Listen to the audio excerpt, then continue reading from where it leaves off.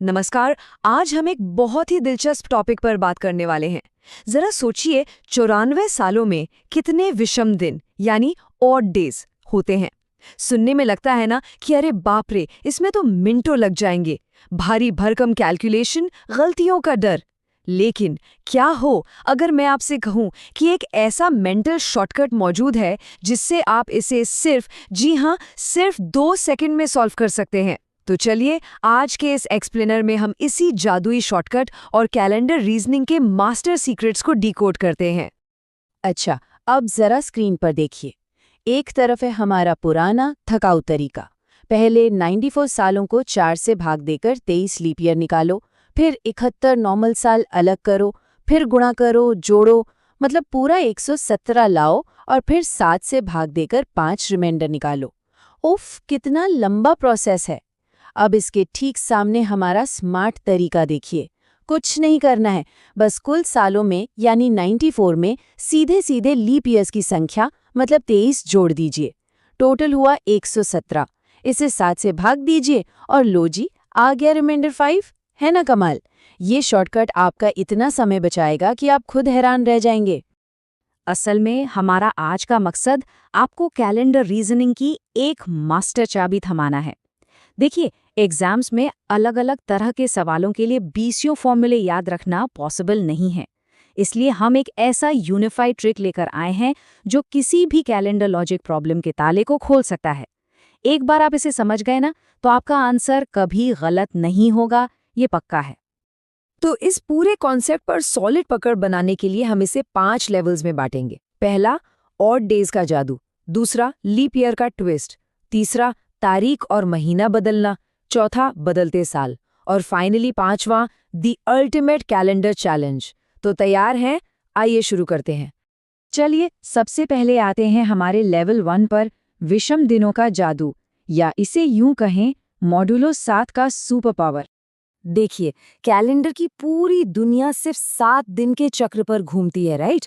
तो यहाँ हमारा सबसे बड़ा हथियार है कैंसिल बाय 7 का रूल।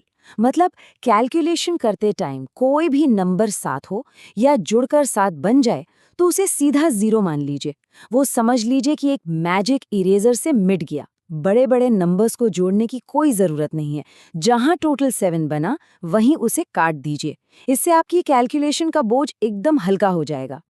और ये जो टेबल आप देख रहे हैं, ये इसी कॉन्सेप्ट को एकदम क्लियर कर देती है।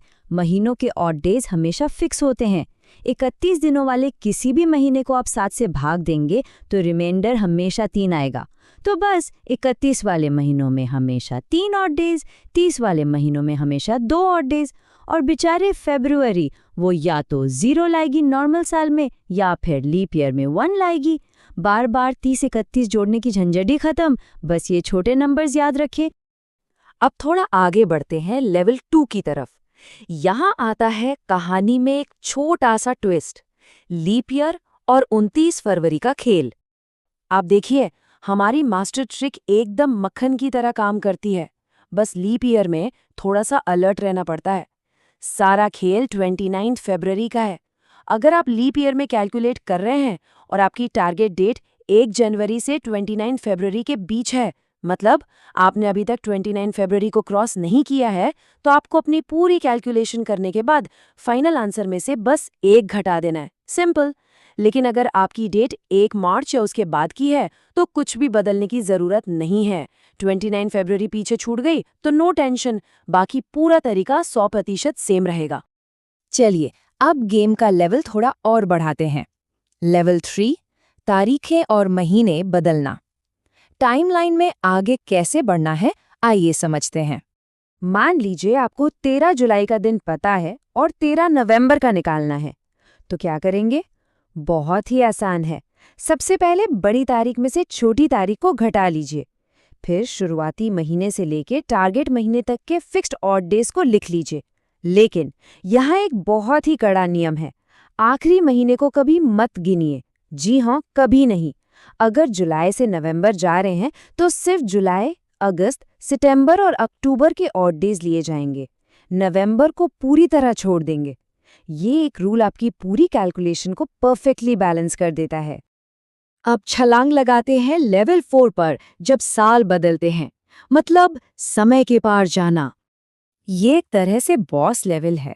मान लीजिए 2001 की कोई तारीख है और वही सेम तारीख आपको 2006 में खोजनी है। यहाँ भी हमारा लॉजिक एकदम सेम है।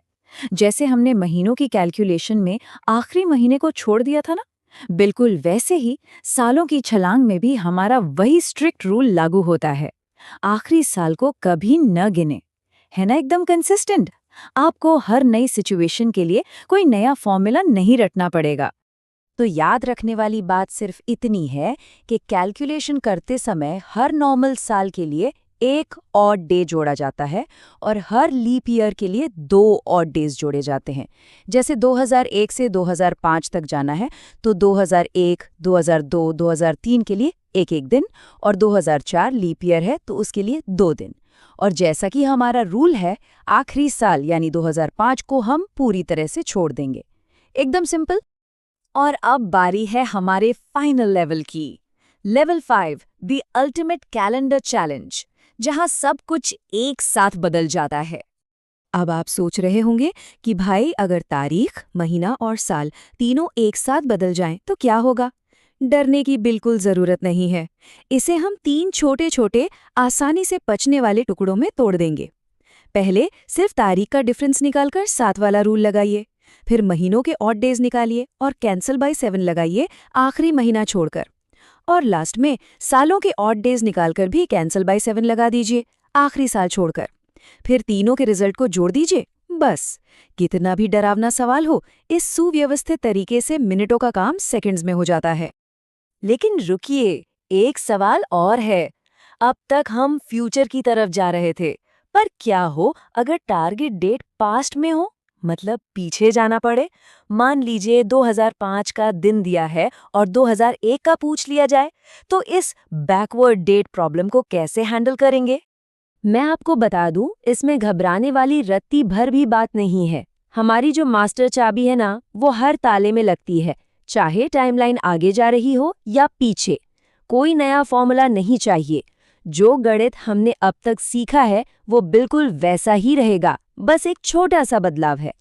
आइए देखते हैं कि ये बैकवर्ड कैलकुलेशन कैसे काम करती है। देखिए, उल्टी कैलकुलेशन में हम अक्सर कंफ्यूज हो जाते हैं। तो सबसे स्मार्ट तरीका ये है कि आप पुराने या छोटे साल को हमेशा ऊपर रखिए और कैलकुलेशन हमेशा आगे की तरफ ही कीजिए। एक बार आपको फाइनल ऑड डेज मिल गए ना, तो चूंकि सवाल पास्ट का है, इसलिए आखिरी स्टेप में उन ऑड डेज को आगे बढ़ाने के बजाय बस दिए गए दिन में से घटा दीजिए। मतलब प्लस की जगह सिर्फ माइनस करना है। बस इतना सा काम है। तो दोस्तों, इस पूरे एनालिसिस से एक बात तो एकदम शीशे की तरह साफ हो जाती है। कैलेंडर देखने में भले ही एक बहुत बड़ी उलझी हुई पहेली लगे, लेकिन ये जो नंबर 7 है ना, ये इस पूरे सिस्टम का अल्टीमेट चीट कोड है। बस पैटर्न को अलग कीजिए और फिक्स नंबर्स को हटाते जाइए। ये सच में हमें सोचने पर मजबूर करता है कि क्या हमारी रोजमर्रा की और भी कई कॉम्प्लेक्स प्रॉब्लम्स इतनी सिंपल तरीके से सॉल्व हो सकती है। जरूर सोचिएगा। ऐसे ही इंटरेस्टिंग कॉन्सेप्ट्स को डिकोड करते रहने के लिए ज्ञान से जुड़े रहना जरूरी है। आज हमारे साथ इस लॉजिकल सफर पर चलने के लिए आपका बहुत बहुत शुक्रिया। वीडियो को लाइक करें, चैनल को सब्सक्राइब करें। वीडियो अच्छा लगा हो तो कमेंट जरूर करें। धन्यवाद। जय हिंद, जय भारत।